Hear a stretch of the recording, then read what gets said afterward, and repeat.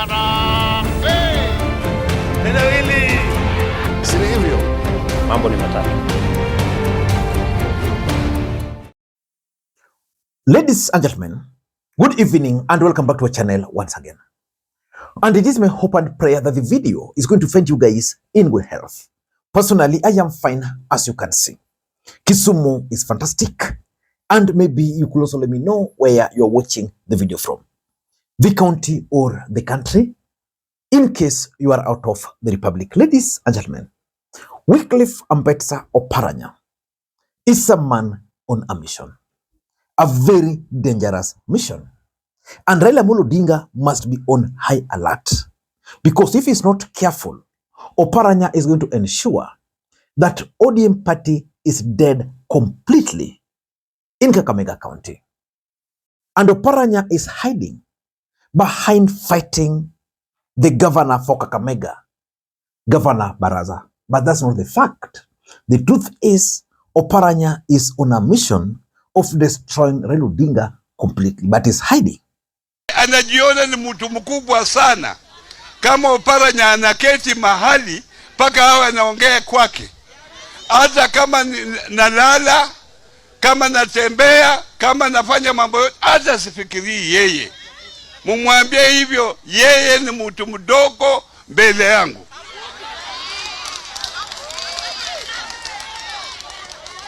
Is a junior fellow in front of me.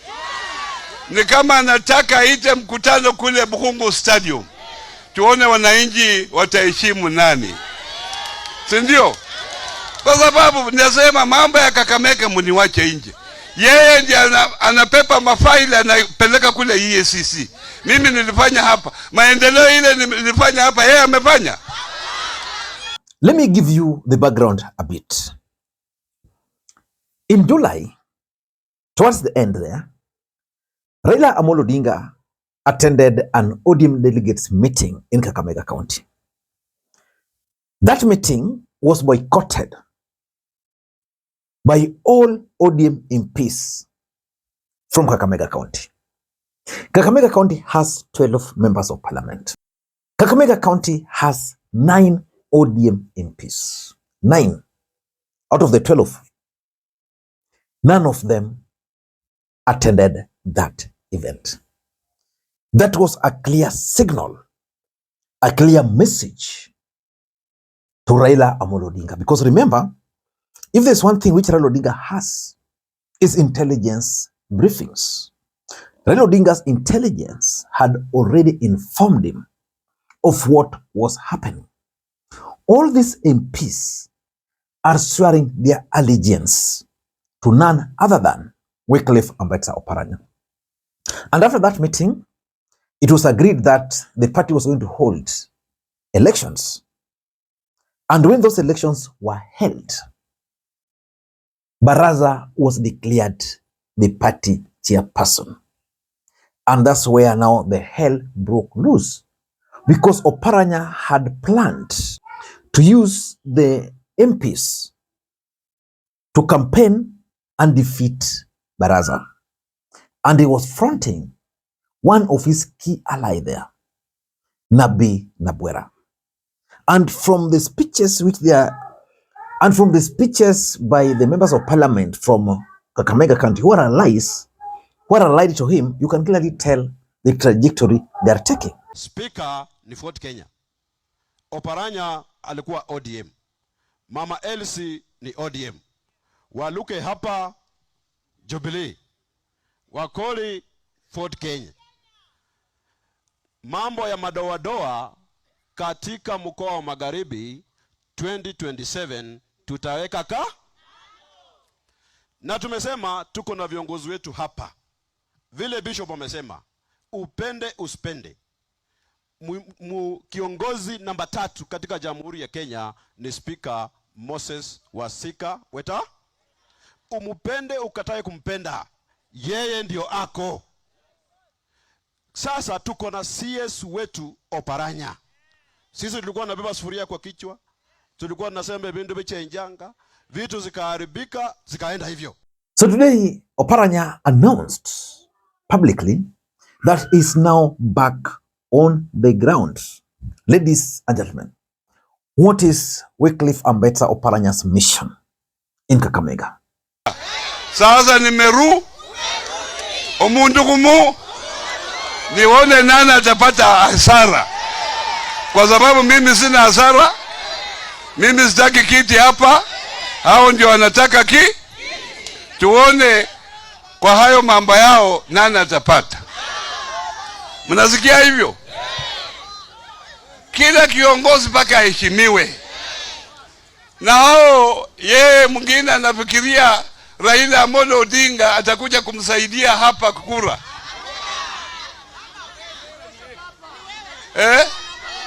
Yeye anafikiria hivyo. Ajui Raila, mimi namjua Raila vizuri kuliko yeye.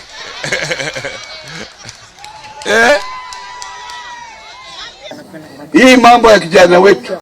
That's exactly what I want to reveal to you guys in this video. But let me take you to a post by Philip Etale. Philip Etale is the ODM Communications Director, which means whatever he's posting here probably has the blessings of Raila Amolo Odinga. Let me read for you. ODM was never going to be for auction in Kakamega. Never, never, never. The merchants of the attempted coup, mark that, attempted coup, and their megalomaniacs have come out loudly. It is clear and obvious now. Now let's focus. Ladies and gentlemen, Oparanya is on a very dangerous mission. Before I give you all those details, in case you're watching this channel for the first time, please take a second or two. Click that subscribe button so that next time we produce a video like this, YouTube will automatically notify you. And to the subscribers, I want to continue thanking you guys for your continued support. Because without that support, this channel cannot be where it is. By the way, today is Friday, and I expect Ligang wafanye ile kitu. I'll really appreciate using the numbers you are seeing on your screen there. Ladies and gentlemen, for me, I've studied Oparanya.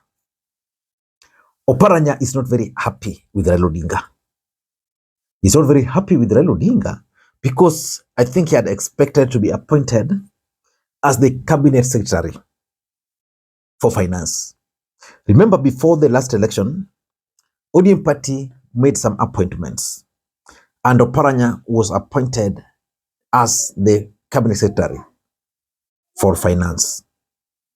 So when Raila Odinga failed and this broad-based government came up, the position of finance was reserved for Raila Odinga. In his own wisdom, Raila Odinga gave John Mbadi that position. And I know for sure that that must have been strategy of William Samoei Arap Ruto, because Ruto is also keen on persuading the Luos. He wants to show that he can do certain things which had never been done before. So he wanted the treasury to go to Luo Nyanza. So in my view, the reason why Oparanya is busy, it's not that he doesn't want Baraza.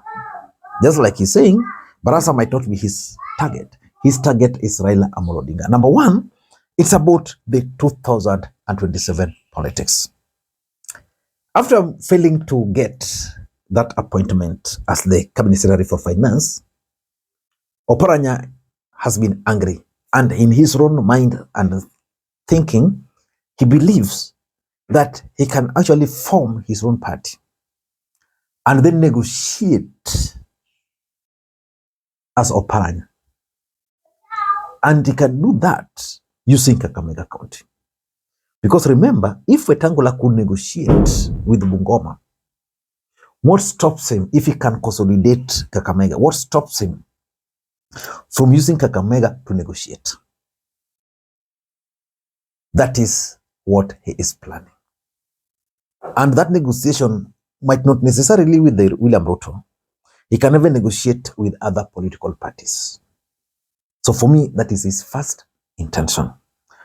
Number two, and this is something which I was discussing yesterday with someone.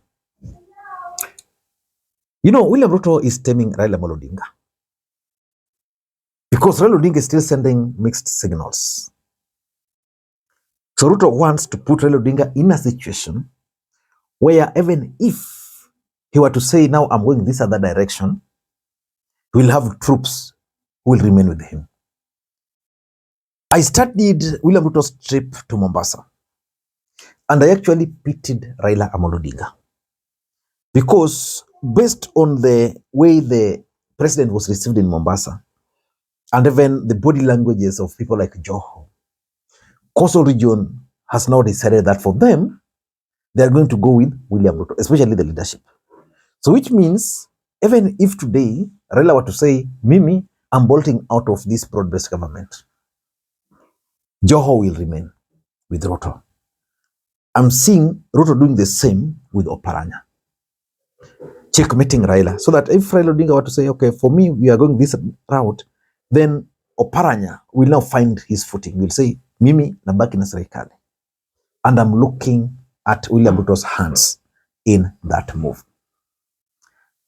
Number 3, Oparanya is also keen on forcing Raila Odinga to give in and probably dump Governor Baraza. You see, Baraza is currently the governor for Kakamega. Right now, he's the recognized ODM chairperson. What does that mean? It simply means that Baraza has now taken control of the party. And the party has endorsed him. Looking at it critically, Oparanya has lost the grip of the party. He served as the governor for 10 good years. Baraza is now serving his 3rd year, but now with the full control. So he's not accepting that. So he's piling pressure as a strategy to force Baraza or to force ODM party to convene a meeting where Baraza and Oparanya can now meet and probably share the leadership of the party at the county level, so that Oparanya can have his people, Baraza also have his people. Because without doing that, he has really lost the control of the party completely. And that's something he cannot accept. He wants a situation where he's able to control the governor, he's also able to control the state machinery. Because remember, Oparanya was the deputy party leader for the ODM party. When he took that appointment, he knew that he was not going to be party officials, just like Mudavadi made a mistake, which tomorrow I'll explain to you guys how that mistake is going to cost him in Vihiga, where where Senator Sosi is going to be the next governor. Ladies and gentlemen, I'm also looking at this as kind of exit strategy. He wants to leave, but he must find an excuse. And he's leaving to where? Several theories are being fronted. One of them, which is currently gaining a lot of currency, is that Wetangula is trying to consolidate the Luhya nation under Ford Kenya. And that now Oparanya is part of that scheme. So he wants to exit ODM for that. The other theory is that Oparanya is actually planning to become the running mate of either Kalonzo or Matiang'i. And that he has already formed a party. And that party is under the grip of none other than the bullfighter. Ladies and gentlemen, lastly, Oparanya is still venting his anger for failure by Raila Odinga to appoint him as the cabinet secretary for finance. I don't know what you think. Do you think Oparanya will be able to outsmart Raila Odinga in Kakamega County? I doubt. The person who can actually do that, because he managed to appeal to the emotions of the people, is Edwin Sifuna. And that's why Raila Odinga must be very keen on the political moves Sifuna will be making moving forward. I don't know what you think. That's my take. Until next time, this is Makwiny. Bye-bye.